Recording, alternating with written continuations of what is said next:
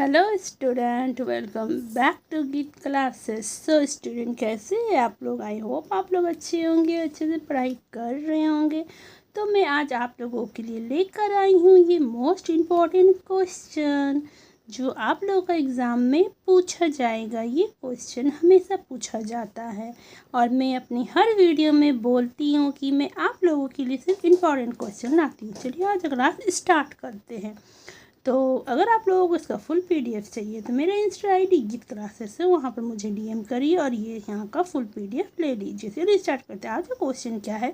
वैश्वीकरण के पक्ष और विपक्ष में तर्क दीजिए। वैश्वीकरण में पक्ष और विपक्ष में तर्क दीजिए, मतलब दोनों में आप बताइए, दोनों का अंतर बताइए।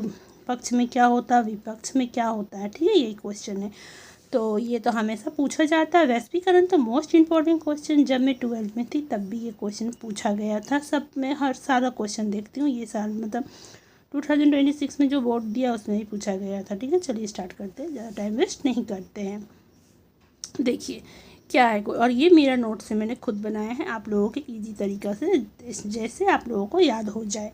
मैंने उसी टाइप को ये आंसर लिखा है। ठीक है, वैश्वीकरण वो प्रक्रिया है जिसके माध्यम से विश्व के विभिन्न देशों के बीच आर्थिक, राजनीतिक, सामाजिक, सांस्कृतिक और तकनीकी संबंधों का विस्तार होता है। ठीक है, इससे वस्तु, सेवाओं, पूंजी, तकनीकी और विचारों का आदान प्रदान हो जाता है। ये तो अगर इस टाइप का क्वेश्चन आता है ना तो आप लोगों को लिखना है, वैश्वीकरण वो प्रक्रिया है जिसके माध्यम से विश्व के विभिन्न देशों के बीच आर्थिक, राजनीतिक, सांस्कृतिक और तकनीकी संबंधों का विस्तार होता है। इससे वस्तुओं, सेवाओं, पूंजी, तकनीकी और विचार का आदान प्रदान आसान हो जाता है। ठीक है, तो चलिए अब पहले मैं पक्ष बताऊंगी, फिर मैं विपक्ष बताऊंगी। वैश्वीकरण के पक्ष में तर्क। आर्थिक विकास।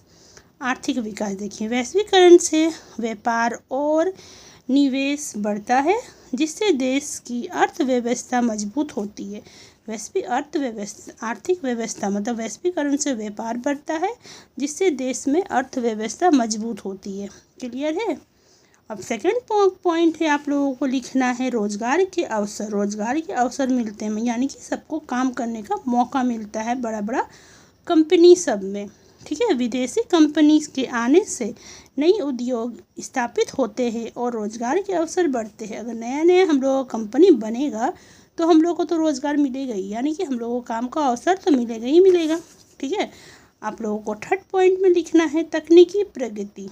तकनीकी प्रगति में तकनीकी बढ़ता है, आधुनिक तकनीकी और नई जानकारी का तेजी से प्रसार होता है। आधुनिक तकनीकी, नया नया तकनीकी सीखना पड़ता है, उसका जानकारी हम लोगों को बहुत ही ज़्यादा तेज़ी से मिलता है।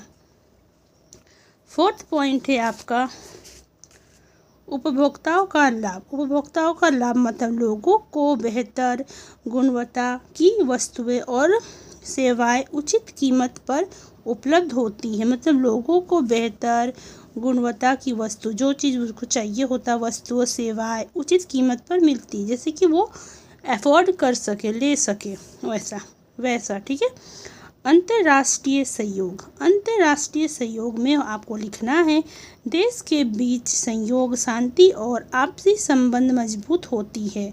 मतलब देशों के बीच, मतलब दो देश मिलकर करता है ना वैश्वीकरण। मतलब यहाँ का सामान आप लोग विदेश बेचते हैं, विदेश का सामान यहाँ लाकर बेचता है। ठीक है, वही है। तो यानी कि देशों के बीच सहयोग, शांति और आपसी संबंध मजबूत होती है।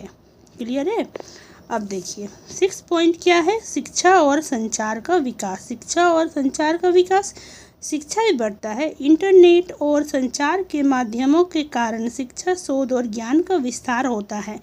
मतलब इसमें क्या है, देखते हैं ना आजकल सब ऑनलाइन पढ़ाई करता है, ऑनलाइन क्लास लेता है, तो इंटरनेट का थ्रू तो ये भी तो सब एक दूसरे से जुड़ रहा है ना। कहाँ कहाँ का बच्चा लोग ऑनलाइन क्लास करता है, पढ़ता है, विदेश का बच्चा को इंडिया वाले लोग भी पढ़ाते हैं।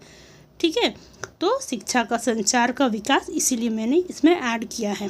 अगर आप लोगों को ऐड कर ही दीजिएगा तो नंबर मिल जाएगा। अच्छा, इंटरनेट और संचार के माध्यमों के कारण शिक्षा, शोध और ज्ञान का विस्तार होता है। ये हो गया पक्ष।